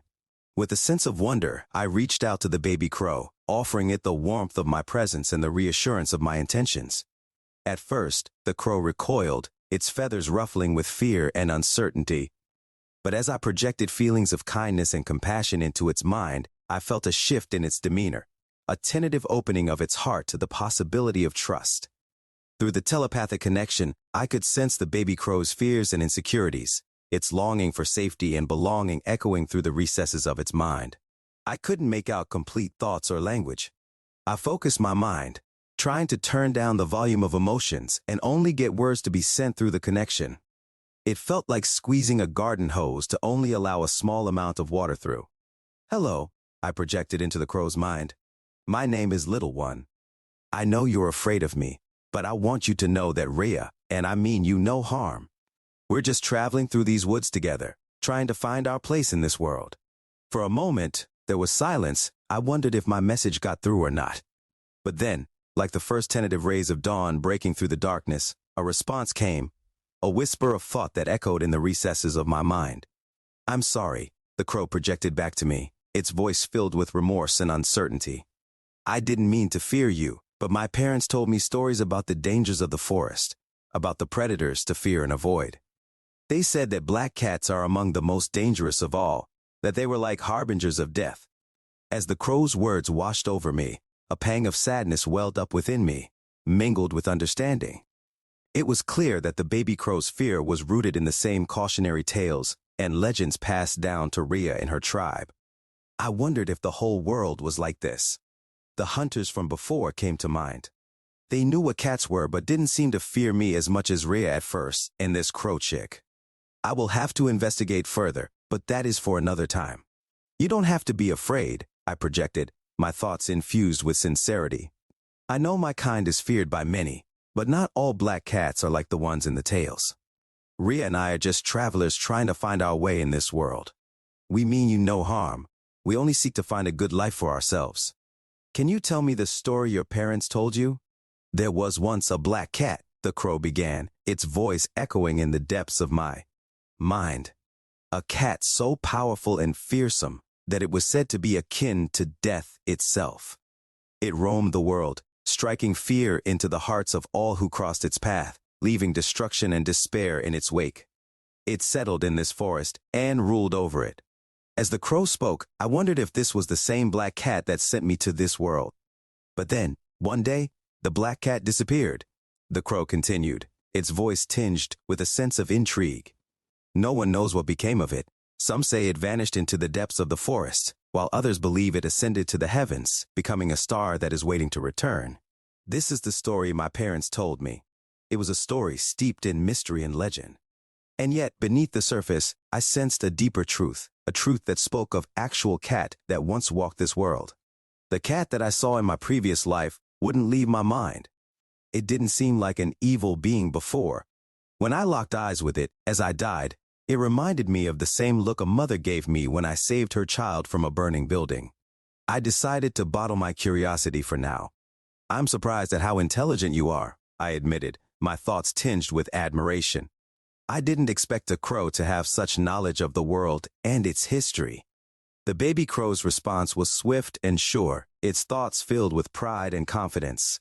My kind is known for its intelligence, it projected, its voice resonating with the wisdom of ages past.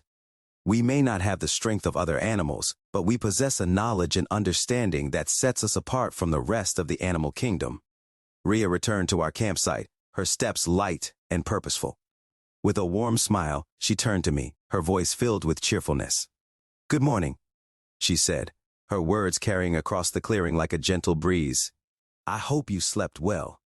For a moment, there was silence, a stillness that hung heavy in the air as Rhea awaited my response. But then, to her surprise and astonishment, a voice echoed in her mind. "Good morning, Rhea," I projected into her thoughts, my words filling nervousness. "I slept well, thank you." For a moment, Rhea stood frozen in place, her eyes wide with shock and disbelief.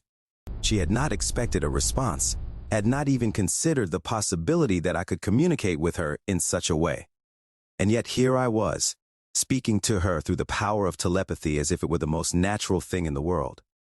"Little one?" she whispered, her voice trembling with excitement and wonder. "Is that really you?" "Can you hear me?"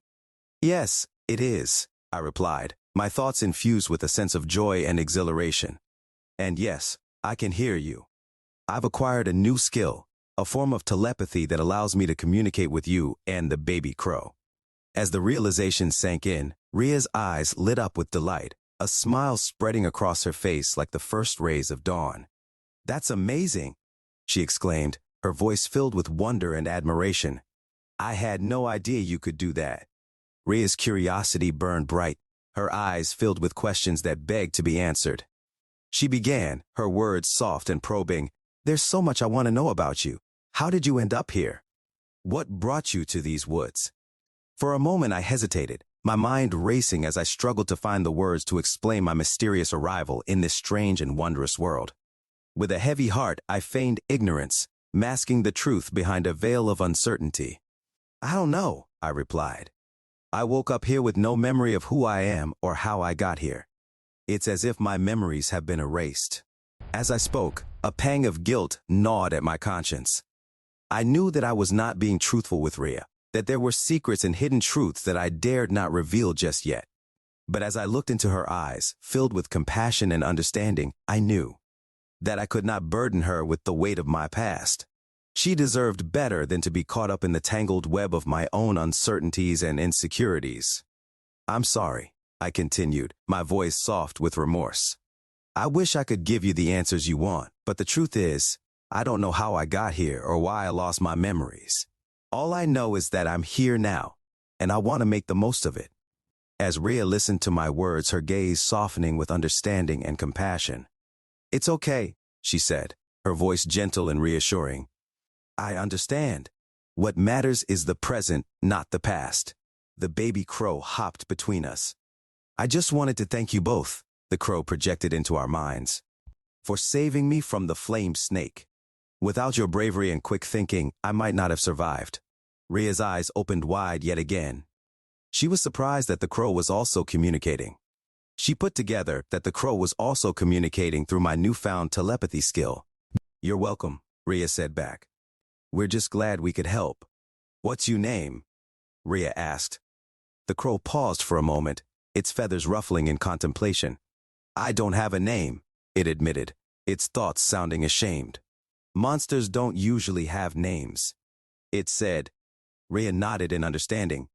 Well, now that you're part of our group, maybe it's time we come up with one together, she suggested, a smile playing at the corners of her lips. The crow chirped in agreement, its eyes brightening with anticipation. That sounds like a wonderful idea, it projected, its voice filled with excitement. After a few seconds of thinking, Rhea turned to me. I came up with your name, so now it is your turn to come up with a name. I pondered the suggestion for a moment, my mind drifting back to memories of my human life. And then, a thought struck me, a name that held significance, a name that resonated with the depths of the crow before me. What about Lee? I proposed, the name slipping from my lips like a whispered promise. A smile spread across Rhea's face as she immediately liked the name I came up with. Lee, she repeated, her voice filled with approval. I like it. But the crow seemed puzzled, its thoughts swirling with confusion. Where did you come up with that name? It asked, its voice tinged with curiosity. I paused for a moment, considering my response.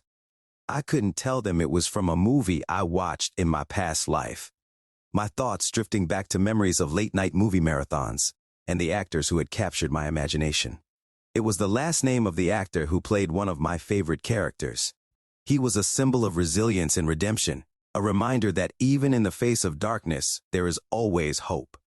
Of course, I couldn't tell them this, so I just said that it was the first name that came to mind. I see, it projected, its voice filled with insight. The crow considered the suggestion for a moment, its eyes narrowing in thought. And then, to my surprise and delight, it chirped in agreement, its voice filled with approval. I like it also, Lee projected. It's a strong name, a name that feels right. Nervousness of the name I came up with being rejected was now gone. Lee it is, I declared. Welcome to the group, Lee. Now that we have that out of the way, what are you going to do now, Lee? Lee quickly replied. I don't want to be alone, Lee confessed through their telepathic bond. My mother. She left the nest days ago, and she hasn't returned. I'm scared to search for her on my own. Rhea reassured the young crow, we won't leave you alone, Lee. We're in this. Together now. Little one, and I will help you find your mother. Lee's eyes brightened with a flicker of hope, and gratitude shimmered in the air around them. I couldn't agree more with Rhea. I then proposed a plan. I think we should train and get stronger, I projected to Rhea and Lee, my thoughts laced with conviction. If we become stronger, we won't have to fear the monsters or the human hunters. We'll be able to face any challenge that comes our way. The source of my desire to train might go back to my previous life. RPGs were some of my favorite games, and I was the type of player to max out my characters prior to the boss battle. I would grind and grind until I was overpowered for the area before moving on. I also couldn't look at my possible skills and not want to level up as fast as possible. Becoming stronger would bring us safety and security. The helplessness I felt when we ran into the troll was always present in my mind. Rhea nodded in agreement. But what does it mean to level up? She asked, her voice tinged with curiosity. I paused, taken aback by her question. How could I explain such a fundamental concept to someone who had never experienced it before? And then, with a sudden realization, it dawned on me. Rhea couldn't see her own status. Rhea, can you see your status screen? I projected, my voice filled with surprise. Rhea shook her head, a look of confusion crossing her face. No, I can't, she admitted, her thoughts swirling with uncertainty. What is a status? I hesitated, unsure of how to proceed. How could I explain something so complex and abstract to someone who had never encountered it before? I decided to give it a shot. Your status is like a reflection of your abilities and strengths, I began. It tells you how strong you are, what skills you have, and how much you've grown. Rhea listened intently, her eyes wide with wonder as she absorbed the information. So, if I level up, I can increase my status? She asked, her voice filled with hope. I nodded, a sense of excitement building within me. Yes, I projected, my voice filled with enthusiasm. And if we train hard and work together, we can become stronger than ever before. As we sit trying to come up with a plan, The idea starts to take shape in my mind. With everything we've been through, it's clear that we need to push ourselves further if we want to survive. I glance at Ria, who's lost in thought, likely considering our next move. Ria, I begin, breaking the silence. We should head to the dungeon and make it our training ground. She looks at me, surprised. The dungeon? You don't think that will be too much for just the three of us? No, we can do it, I continue, my thoughts focused. If we want to get stronger, that's the best place to train. We can get ready along the way, and the challenges inside the dungeon are sure to be challenging. Ria considers this, her eyes narrowing in thought. I've never been there before, but from what I've heard, it could take a couple of days to reach the center of the forest. The trees get thicker, and the terrain more difficult as you go deeper. That's okay, I reassure her. We've handled tough terrain before, and the journey itself will be part of our training. The tougher it is, the stronger we'll become. And when we finally reach the dungeon, we'll be ready for whatever it throws at us. She nods, her expression shifting to one of determination. You're right, little one. It's risky, but if we want to survive out here, we have to take that risk. And I trust you. Sounds like a plan. What do you think, Lee? Lee responded, I am new to the group, and am just glad you are letting me join you. Whatever you two decide to do, I will follow. We now had a heading. Up until now, we have been going from place to place just trying to survive, but now we had a long-term plan. A couple days have passed since Lee joined our party. Every night, I continued my inspection of my available skills. There was just too much information to process. Plus, the information would change and shift as I grew. Skills that were there one day were gone the next, and vice versa. With every decision I made, branches of my skill tree would appear and disappear.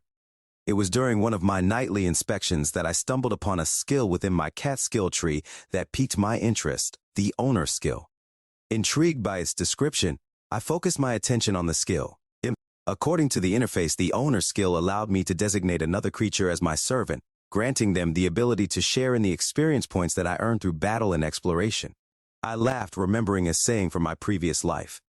It went something like, dogs have owners, cats have servants. I guess in this world, that might literally be the case. The implications of such a skill were profound. Not only would it allow me to strengthen the bonds of friendship with Ria and Lee by aiding them in their own growth and development, but it would also provide us with a significant tactical advantage in our battles. With Ria and Lee at my side as my designated servants, we would be able to pool our resources and experiences, ensuring that we all grew stronger together.